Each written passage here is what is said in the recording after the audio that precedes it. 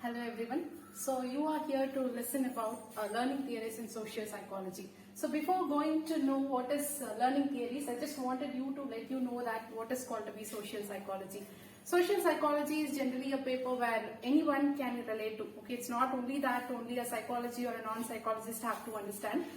There is a saying in psychology that forever where there is existence of beings in this world, there is the existence of psychology, because in social psychology we say that what is social psychology is we learn why they behave in a way. Okay, so that is where this learning theory is connected to this. Just we wanted to know that how or why the people is behaving in a way, in different way. For instance, if you are going to a wedding, you know that how you have to behave there. You will not sit there with a long hair. You will be like always smiling there. Even if you have a lot of things going in your mind, you still know to behave to that particular place. And if you are going to a graveyard, you will definitely not play a song, a peppy song, because you know that even if you are not closely related to that loved one, you still remain calm in that place. That is called to be a behavior. That is called to be a social psychology. Okay, so this one particular paper called to be social psychology, where everyone can relate to. So we have too many number of theories with regard to social psychology, but here you are going to learn about what is called to be a learning theory. You are just going to see that how or why we are learning certain behaviors and what are the sources that way we are learning these behaviors. So I'm just giving you a gist of what is called to be a social psychology through a formal definition. So social psychology is the branch of psychology that deals with social interaction and their effects of an individual. So where you are learning certain things and how much it puts you into. Some things will make you to be very happy, some things will make you to be very sad. So that is what called to be social psychology. One person is called to be an individual, a combined people are called to be a group, that is called to be a society. So you have a lot of things. Every one of us are different here, from different culture and different background. The things what we learn is different, the things how we express things are different. So those interactions will actually have a major effect on you. So that is called to be social psychology. And here next we'll see that just a basic introduction of this learning theory. So learning is perhaps the most important human capacity.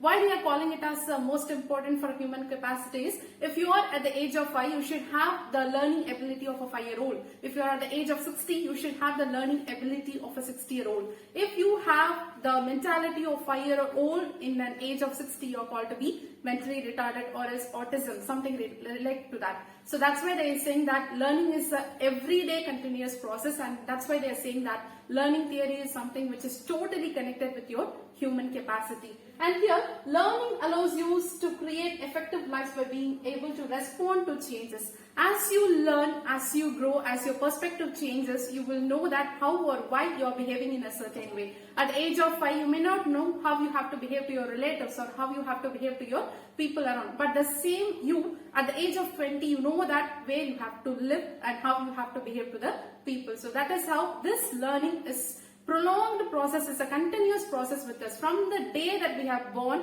till the day that we are going to die, we have this habit of learning. So that is how the social psychology is totally connected with this learning theory. It is one of the most important theory among all the theories of social psychology. So here we have any number of theories in learning, but here I am just going to give you a gist of classical conditioning, operant conditioning and cognitive learning.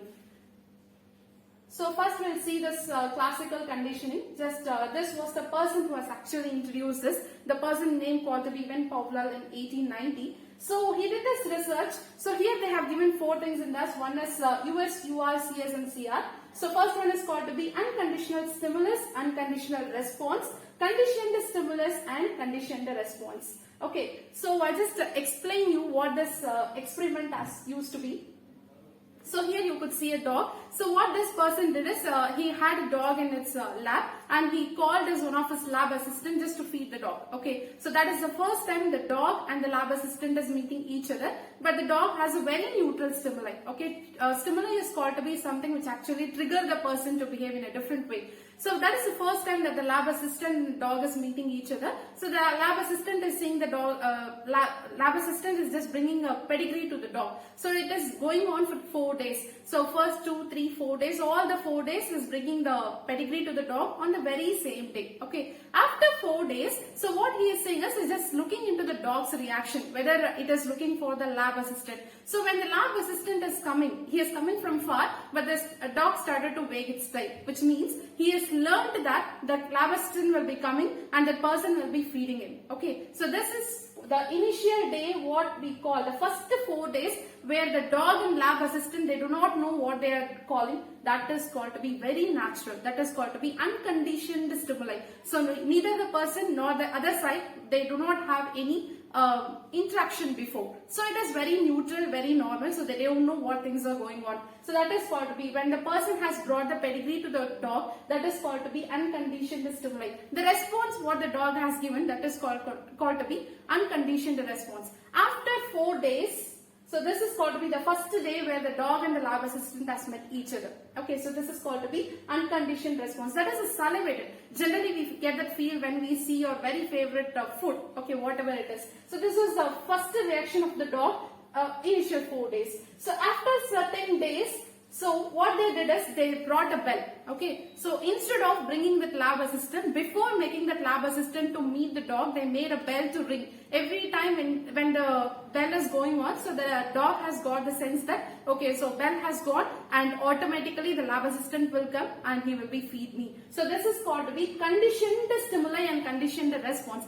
because it know that if this happens, that will be the response that I am going to give. So this is the same thing. Now I can explain you in a general way that how we are getting a salary. Okay, imagine yourself in the place of a dog and you yourself in the place of a salary. So first 4 months you will be getting your salary on a common day. So you don't know that first 4 months which date that you are getting. So you will have a very unconditioned stimuli and unconditioned response to it. You don't know how to behave. After 4 months of time, you will see that you will just you have got some sense in your mind that there is a certain payday in your particular organization. After 5th month, if you get the payday, immediately your brain will tell you that, okay, today is the payday, and you'll be constantly looking at your phone just to see that whether you're getting your credit message. That is called to be conditioned stimuli, conditioned response, which means that you have been conditioned to look into your phone because you have got used to it that this day I'm going to get my salary. So your response to that particular moment will be different. But the same response what you have given 4 months before was different. That was the first time you have joined in a particular organization. You have nothing, no idea about what is going to be a payday, how much is your pay and who is going to be paying you. Nothing you have in mind, and your behavior towards that 4 months before was different. But after 4 months, when you got used to that payday, that if it is the 7th day of every month which they have started to pay you, the 7th day you will be looking into your camera to see that, in your phone to see that whether you have got any credit message. This is called to be learning. Okay, so learning where you, once you got used to a certain thing, you started to behave accordingly. So that is what this person has taught us using this dog and pedigree.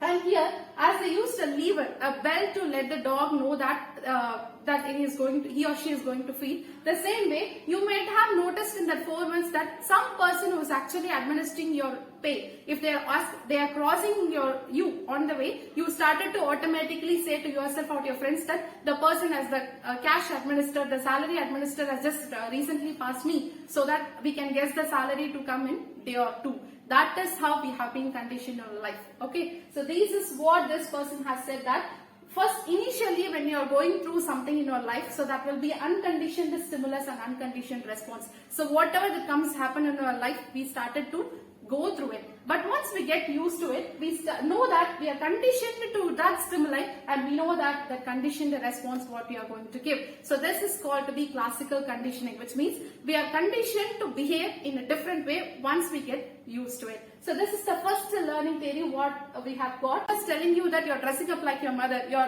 driving like your dad, which is called to be observational learning. You learn everything from the observation. If you wanted to be a professor someday, immediately the first person who is coming to your mind will be somebody whom you have observed, whom you have seen grown up, that person will come to your mind. That's why we are calling it as observational learning, or otherwise it is called as a modeling or imitating somebody whom you have seen in your life. It could be a granddad or grandmother, everybody. Okay, happy learning. Thank you all.